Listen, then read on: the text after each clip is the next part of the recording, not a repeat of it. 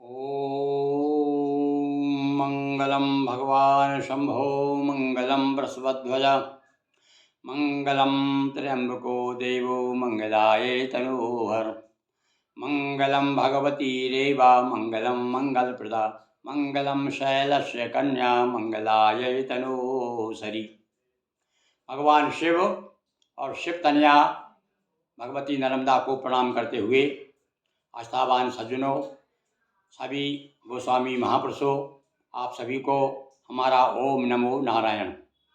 बंधुओं, कुछ दिनों से हम आपको गोस्वामी इतिहास परिचय के अंतर्गत और कुछ नए नए विषय लेकर के आ रहे हैं और आप उन्हें सुन भी रहे हैं और कुछ लोग हमें मार्गदर्शन भी कर रहे हैं। तो देखिए, ये तो ज्ञान तो अखंड होता है, सागर है, डुबकी लगा के जिसको जो मिल गया। तो इसलिए मैं जो कह रहा हूँ आपको वो अंतिम सत्य नहीं है, पर जो जितना भी मैंने अध्ययन किया और हमारे समाज के प्रति, गोस्वामी समाज के गहरे में कुछ विद्वानों से, कुछ ग्रंथों से जब मुठभेड़ हुई तो पता चला कि ये गोस्वामी समाज आदिकालीन वेदकालीन समाज है। ये जगत गुरु शंकराचार्य से पहले भी हमारे 10 नाम थे और उसमें तीर्थ आश्रम वन अरण्य गिरि पर्वत सागर पुरी भारती सरस्वती, ये 10 नाम उजागर। ये 10 नाम शुरू से ही है ऐसे। और ये केवल हमको प्रमाण कहाँ मिले, तो सबसे बड़ा प्रमाण तो है हमारा भविष्य पुराण। भविष्य पुराण आप पढ़ेंगे तो आपको लगेगा वहाँ गिरी शर्मा, वन शर्मा, पुरी शर्मा, भारती शर्मा, ये सब शर्मा लिखते हैं भैया। शर्मा नाम के ब्राह्मण थे ये। और यो ऐसा लगता है ये सब आकर को लिखा हुआ भविष्य पुराण में, ये सब लोग बड़े विद्वान थे। समय समय पर शंकराचार्य जी से इन्होंने इतने विद्वान थे कि शंकराचार्य जी से शास्त्रार्थ किया, किंतु वो तो भगवान शंकराचार्य तो जगत गुरु शंकर भगवान शिव के ही अवतार थे, इसलिए उनको उनके सामने मात खानी पड़ी और ये सारे लोग शास्त्रार्थ में हारे, उनके शिष्य हो गए। तो इसलिए ऐसा कहा जाता है कि ये 10 नाम शुरू से ही चल रहा है। हम लोग ऋषियों के वंशज हैं, इसलिए मूल रूप से ब्राह्मण आज भी जो है। सन्यासी कौन होता है भाई? 10 नाम कौन धारण कर सकता है? जो बड़े बड़े उस पर बैठे हुए हैं, सरस्वती है, भारती है, ये सब वो ब्राह्मण ही तो है ही। तो पहले तो ब्राह्मण, तो मैं तो भैया ये मानता हूँ कि ब्राह्मण, सन्यासी और ब्राह्मण में फर्क कितना है कि ये सन्यासी जो है ब्राह्मण से 1 डिग्री ऊपर है। यानी ये कह सकते हैं कि यदि ब्राह्मण BA की डिग्री है तो सन्यासी MA की डिग्री। किंतु अगर आपने BA की डिग्री नहीं की तो आप MA की डिग्री पर कैसे पहुँचेंगे? तो ये ज़रूर है कि आप उस पिता के पुत्र यदि हैं तो अपने दावा तो कर सकते हैं और आपका दावा सही है, किंतु भाई साथ साथ में चरण कब पूजे जाएंगे, आचरण पूजे जाएंगे। आपको तो कब लोग बाबा कह करके के बाबा जी जाबाजी के बाबा जी, ना इधर के ना उधर के रहे, ना खुदा ही मिला ना विशाले सनम, ऐसी स्थिति है भाई समाज की। तो इसलिए हमें अपने मूल स्रोत को देखना है। और निश्चित रूप से ये सन्यासी का पद तो हमको मिला ही है शंकराचार्य जी से। 10 उपाधि जो मिली है सन्यासियों की उपाधि, तो ये तो हमको प्राप्त है ही, पर साथ साथ में मूल स्रोत देखे हम। नर्मदा अमरकंटक से निकलती है, पर उसके रास्ते में बहुत बड़ी बड़ी नदी, तबा जैसी बड़ी नदियाँ नर्मदा से बड़ी मिल जाती हैं, पर फिर भी वो नर्मदा ही कहलाती है। ऐसे ही जो मूल रूप से जो है, तो मैं तो ये मानता हूँ भैया पहले ये गोस्वामी समाज में ब्राह्मणत्व आए। ब्राह्मणत्व का मतलब हमारे आचरण, जो ब्राह्मण के आचरण हैं, जो कहे गए हमारे ग्रंथों में बताए ब्राह्मण कौन होता है। ब्रह्म जानाति सा ब्राह्मणा, 6 कर्म बताए हैं। वो 6 कर्म यदि हमारे उसमें उतरते हैं और तो निश्चित रूप से आगे जाकर के हम गुरु पद के अधिकारी हैं। तो अभी तो हमारे पास ब्राह्मणत्व भी नहीं है। कहने से कबस केवल इतना है कि हमारे बाप दादे से हमको गिरिपुरी नाम मिल गया और हम अपने भगवा कपड़े पहन लिए और डंका ऊंचा करते फिर रहे हैं और दूसरे अन्य ब्राह्मणों के जो है चरण छूते घूम रहे हैं।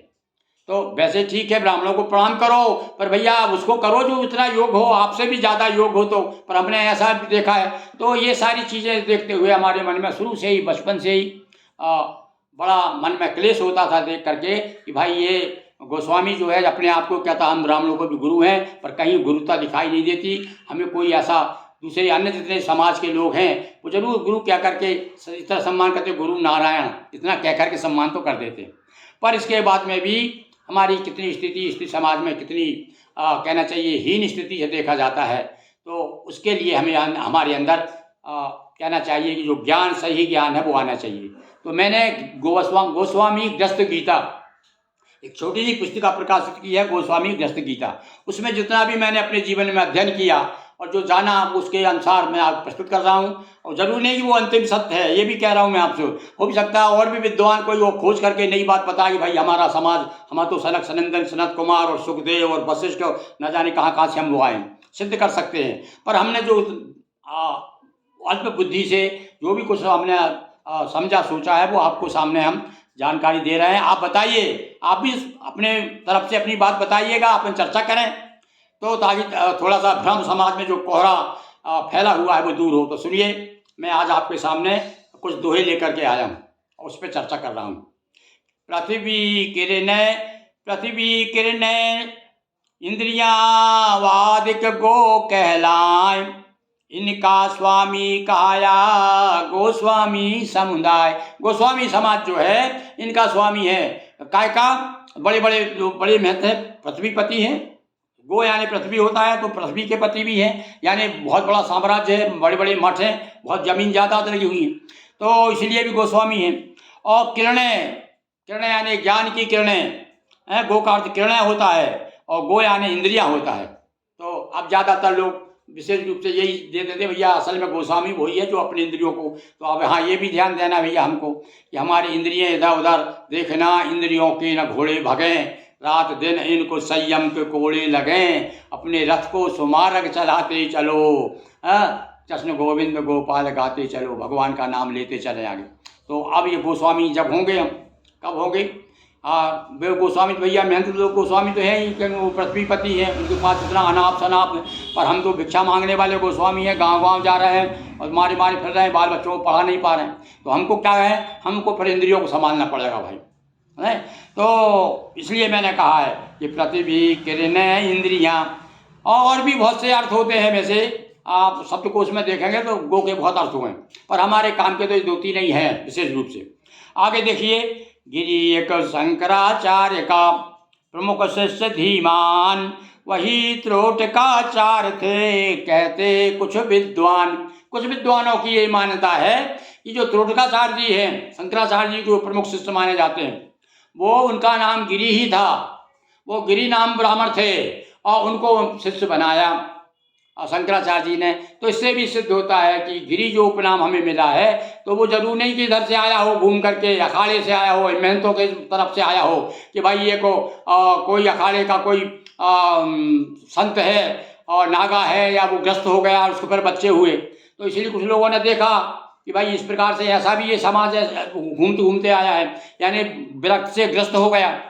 तो इसके पहले भी हम यदि देखते हैं तो हमको गिरि नाम की उपाधि प्राप्त होती है। और आगे देखिए, सन्यासी जो विरक्त हैं उनके भी 10 नाम, ग्रस्तो विरक्त समान पदो दोनों लय शिव नाम। जो विरक्त हैं वो भी भगवान शिव की पूजा करते हैं, वो भी 10 नाम धारण करते हैं। अब यहाँ लोगों को भ्रम हो जाता है, कुछ लोग तो भ्रम कहते हैं सन्यासी तो केवल जो विरक्त है वही सन्यासी होते हैं। तो हमारे यहाँ तो जो ऋषि जो है, ऋषियों को सन्यासी भी कहा गया है, वशिष्ठ ऋषि को सन्यासी कहा गया है जो बाल बच्चे वाले थे। तो कहने का अर्थ है कि भैया गृहस्थ आश्रम में सन्यासी का जो पद है, गुरु का जो पद है वो शुरू से चला आ रहा है, ब्राह्मण तो भी शुरू से चला आ रहा है। और बाद में जो जितने भी महंत और मठ वगैरह जो जहाँ तहाँ, अब हमारे यहाँ बताते हैं कि ये भी यहाँ नर्मदापुरम में भी एक बहुत बड़ा मठ था, 10 नामी अखाड़ा था। यहाँ कोई बहुत बड़े कोई साधु आ गए थे, उन्होंने चमत्कार दिखाया, तो जो भी जिसके अधिकार में आसपास का जो क्षेत्र था वो बहुत सारी ज़मीनें दे दी उनको, अब वहाँ बड़ा बड़ा अखाड़ा हो गया, मठ बन गया। तो इस प्रकार से जगह जहाँ चाहाँ तहाँ जो है साधु लोगों ने, 10 नामी साधुओं ने अपनी तपस्या के बल पर अपने स्थान बनाए हैं और उनके प्रोसेस कैसे चले आए, वह कुछ कालांतर में वो बाल बच्चे वाले हो गए।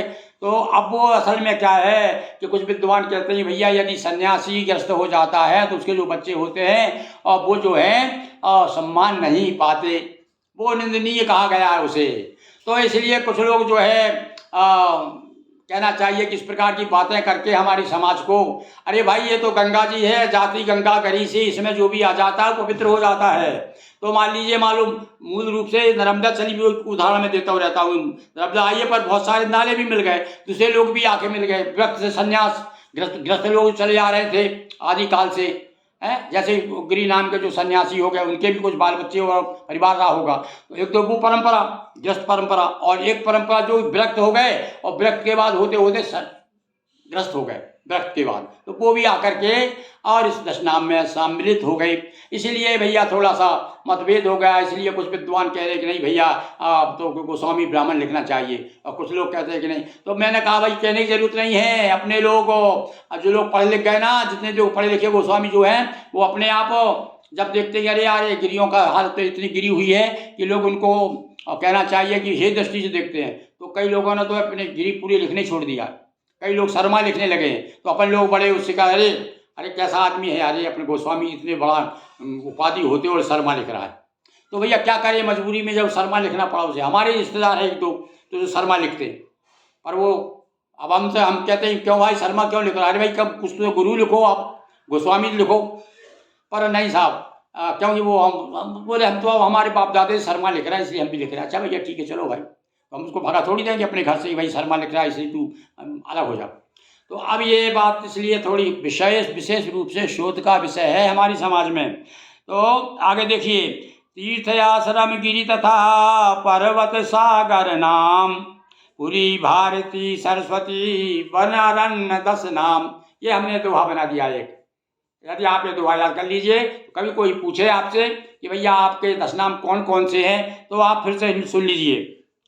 तीर्थ आश्रम गिरि तथा पर्वत सागर नाम, पुरी भारती सरस्वती वन अरण्य 10 नाम। ये भैया 10 नाम हैं। सभी जन्म से शूद्र हैं। अब देखिए, ये हमारी बात, हमारे मन की बात बता रहे हैं हम आपको। जरूर नहीं कि आप इसे माने, पर भाई ये ग्रंथों में जो लिखा हुआ है, हम तो हमारा धर्म तो ग्रंथों के अनुसार चलता है। शास्त्र क्या कहते हैं, तो मनुस्मृति क्या कहती है देखिए आप, कि सभी जन्म से शूद्र हैं, मनुस्मृति का लेख, संस्कार द्विजोच्यते या मैं मीन न मेघ। संस्कार से द्विज होता है, दूसरा जन्म होता है। तो सन्यासी का दूसरा जन्म है, कोई जन्म से ही थोड़ी हो जाता है। कोई जन्म से बच्चा होता है तो जन्म से तो कहते हैं शूद्र है। भाई सन्यासी भी जो पैदा हुआ तो एकदम सन्यासी हो गया क्या वो? तो जन्म जो संस्कार कराना पड़ता नहीं भाई। आज जो सूतक उठ रही है, सूतक क्यों लगती? अभी हमारे यहाँ देखो, अब आप कुछ लोग अपने आप को सन्यासी मानते ना, तो अभी यहाँ ये राजगढ़ जिले में मैंने देखा है कि मरने के बाद में हाथ भी नहीं धोते, रोटी खाने लगते हैं। बोले क्यों भैया? बोले अपन सन्यासी यार बाबा लोग हैं, अपन सन्यासियों को सूतक नहीं लगती। बोले तो है तो ठीक है कि सन्यासी को वाकई नहीं लगती, पर किस सन्यासी को? जो उतना आचरण हो, उसमें जितनी तेजस हो, उतना तेज हो, तप हो, तब है वो बात। पर हम तो लकीरों को पीटने वाले हैं। हमने जो देख लिया वो कर दिया। अब सन्यासी के बारे में प्रश्न उठता है, भैया सन्यासी के लिए साफ लिखा हुआ है अग्नि का सेवन नहीं करना चाहिए। कौन सन्यासी के लिए? क्या विरक्त के लिए कहा है।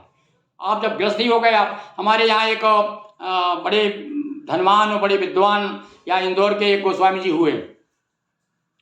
तो एक बार ऐसी अपना सभा सम्मेलन हो रहा था, उसमें इकट्ठे हुए बात की उन्होंने, और वो कुछ लोग कहते थे भाई उनकी मान्यता एक अलग है। उन्होंने अपने पिता का जो मरे थे तो उनको दाह संस्कार किया, उन्होंने समाधि नहीं दी। तो गोस्वामी होते हुए भी क्यों नहीं दी? बोले वो कहते थे भाई देखो भाई, हम जब सन्यासी हुए तो सन्यासी होते समय शिखा और सूत्र दोनों ले लिए जाते हैं। जो एक गृहस्थ जब सन्यासी होता है तो उसके शिखा सूत्र ले लिए जाते हैं, और यदि वो लौट करके वापस आए, गृहस्थ आश्रम में आए, तो उसे शिखा सूत्र वापस मिलना चाहिए कि नहीं मिलना चाहिए? पहले थे उसके पास, पर अब जब लौट कर गृहस्थ आश्रम में आ गया, अब सन्यासी गृहस्थ आश्रम में जब आ जाता है तो उसे शिखा सूत्र मिलना चाहिए। तो इस पर भी भैया बड़ी बहसें चल रही है, बड़े बड़े विद्वान अपने अपने तर्क दे रहे हैं। अरे हमारे यहाँ तो स्थिति हो गई थी, ये तरह स्वागपुर तरफ स्थिति एक बार बनी कि कुछ लोगों ने जनेऊ धारण कर लिया। अब ब्राह्मणत्व का, तो दूसरे जो लोग मठों से संबंधित थे, वो लोग कहने लगे तुम्हारे साथ बैठ के हम भोजन नहीं करेंगे। तो 2 दल हो गए थे उनके, और इस प्रकार से कई दिनों तक विवाद चलता रहा। पर अब वो धीरे धीरे सब भूल गए, भैया जिसे देखो करो, अब तो सातों जात बराबर है। कोई कांग्रेस ने सबको ऐसा बना दिया है कि अब कोई रीछ पूछ नहीं है। तो इसलिए अब कोई विचार नहीं रहा है ड्यूटी बेटी का। तो किंतु भैया फिर भी आदमी जो है अपना मूल से जुड़ा हुआ है, और कहा भी गया है कि जो अपने पूर्वजों का इतिहास नहीं जानता वो आदमी जो जीवित हुए भी मृतक के समान है। तो इसलिए हम थोड़ा खोज में लगे हुए हैं। तो पहले एक बात कह दी हमने कि हमारी जो बात है उसे अंतिम सत्य नहीं मानना आप। है। आपको यदि रुचे जो हम कह रहे हैं वो कहाँ तक सत्य है तो उसको अपने जीवन में उतारिए और देखिए, फिर आनंद आपका जीवन कैसा मनोरम जीवन हो जाता है। तो देखिए आप सभी गृहस्थ आश्रम में निरत धर्म कर्म पर ध्यान। हम गृहस्थ आश्रम में रहते हुए और मूल रूप से देखिए, एक हमारे प्रवचनकार हैं गिरी बापू, गुजरात में, वो कहते हैं कि सारे लोगों ने अपना अपना जो है धर्म छोड़ दिया है और हमने भगवान शिव को जो पकड़ा है शुरू से आज तक पकड़े हुए हैं, हमने शिव को नहीं छोड़ा। तो ये सबसे बड़ी पहचान। आज भी हम लोग को भस्म धारण करते हैं और हमारा जो बाना है, शिव का बाना है, वो आज भी गोस्वामियों ने नहीं छोड़ा। ये बहुत बड़ी बात है। नहीं, सारे लोगों ने, कई लोगों ने, ब्राह्मणों ने जनेऊ पहनना छोड़ दिया है। तो भैया इसलिए कहा है, पूर्व शंकराचार्य के गोस्वामी हैं गृहस्थ और गुरु आई की परंपरा जन से हुई प्रशस्त। हाँ भैया, और विशेष रूप से इस समाज को दीक्षा देने का अधिकार है गुरु आई की परंपरा। इसलिए तो अन्य समाज के लोग भी गुरु कह करके प्रणाम करते हैं, नारायण बोलते हैं। नारायण क्यों कहते हैं, इसके पीछे भी बड़ा रहस्य है। गुरु नारायण यानी आप नारायण, वो आगे भूल जाते हैं क्या ना, नारायण यानी आप जो सन्यासी के बारे में बता था कि दंड धारण करते ही नरो नारायणो भवेत, फिर वो नारायण हो जाता है। वो फिर किसी को प्रणाम नहीं करता, स्वयं नारायण हो जाता सन्यासी जब दंड धारण कर लेता है।